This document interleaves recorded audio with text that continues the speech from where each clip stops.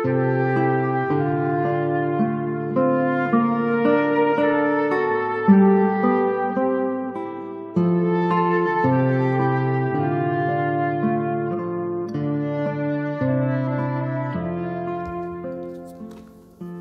Bapak, Ibu, Saudara-saudari yang terkasih dalam Yesus Kristus.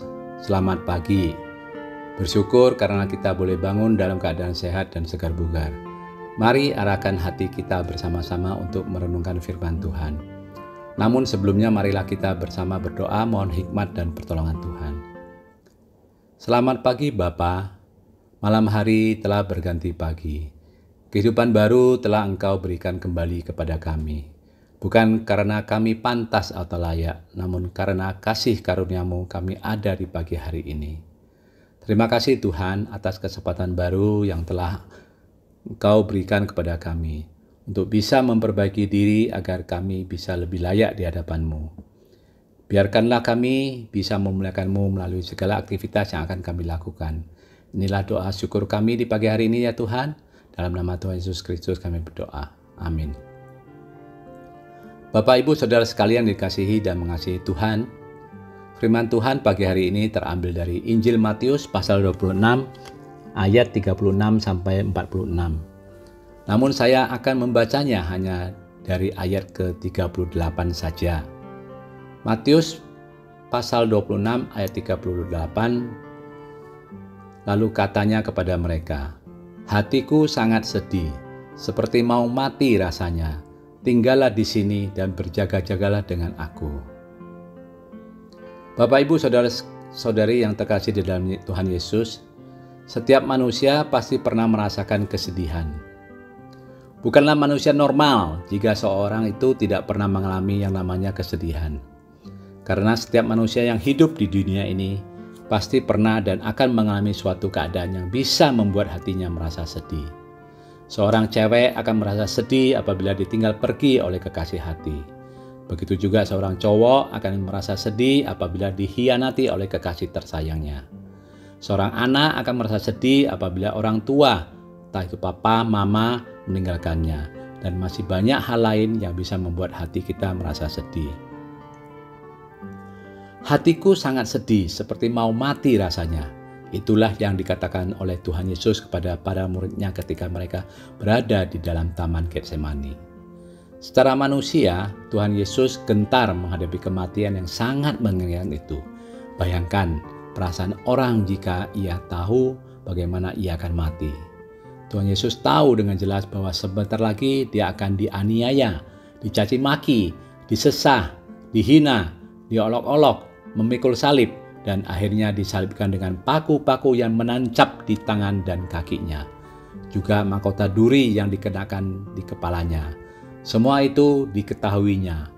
Maka dari itu Tuhan Yesus dengan terbuka berkata kepada murid-murid yang dikasihinya, "Hatiku sangat sedih." Kita tahu semua bagaimana rasanya memendam kesedihan di hati. Pada saat itu seluruh tubuh terasa tidak enak. Mau makan terasa mual, mau tidur tidak terasa mengantuk. Seluruh badan terasa lelah, tidak ada gairah hidup. Yang dilakukan hanyalah berdiam diri, menangisi apa yang sedang terjadi, dan bertanya-tanya mengapa semua ini bisa terjadi.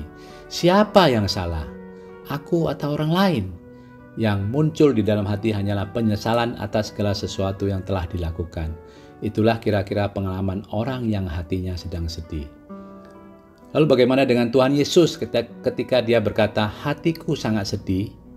Apakah yang membuat Tuhan Yesus sedih? Apakah hanya karena dia takut pada kematiannya yang mengerikan itu?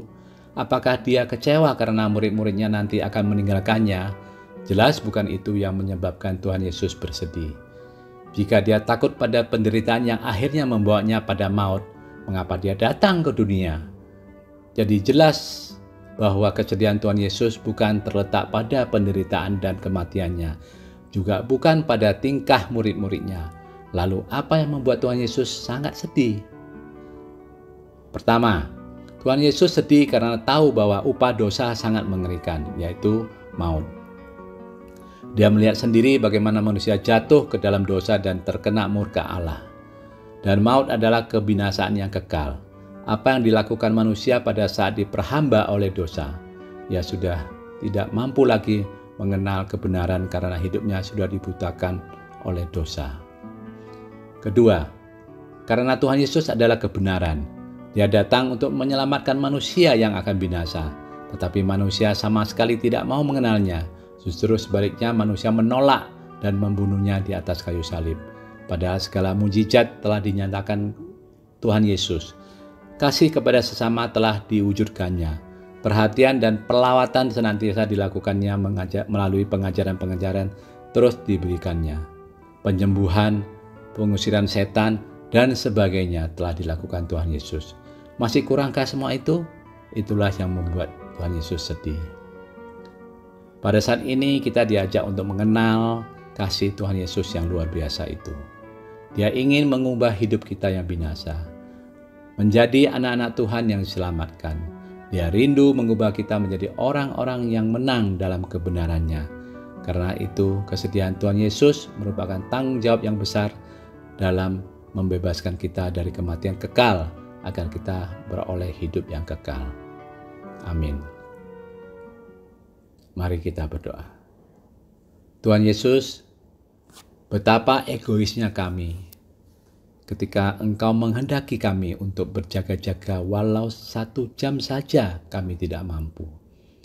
Bahkan sekalipun Engkau meminta kami untuk ketiga kalinya, kami pun tetap tidak mampu untuk melakukannya juga. Pantaslah Engkau sedih Tuhan. Roh memang penurut, tetapi daging lemah. Namun kami lebih sering memanjakan kedagingan kami dan mengabaikan bisikan Roh Kudus-Mu, sehingga kami jatuh dan jatuh lagi, bahkan dalam dosa-dosa yang sama.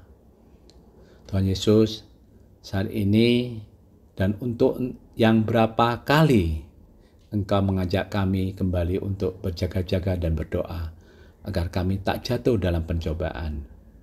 Kuatkanlah kami Tuhan Yesus, agar kami mampu untuk menemani Engkau di kala kegelisahan, karena harus meminum cawan dosa-dosa kami, untuk mempersatukan kami pada Bapa karena dosa-dosa kami yang selalu tak bertepi. Satukanlah doa dan pertobatan kami di Taman Getsemani ya Tuhan. Dalam nama Tuhan Yesus kami berdoa. Amin. Selamat hari Minggu, Tuhan Yesus memberkati. Selamat berkarya untuk Tuhan.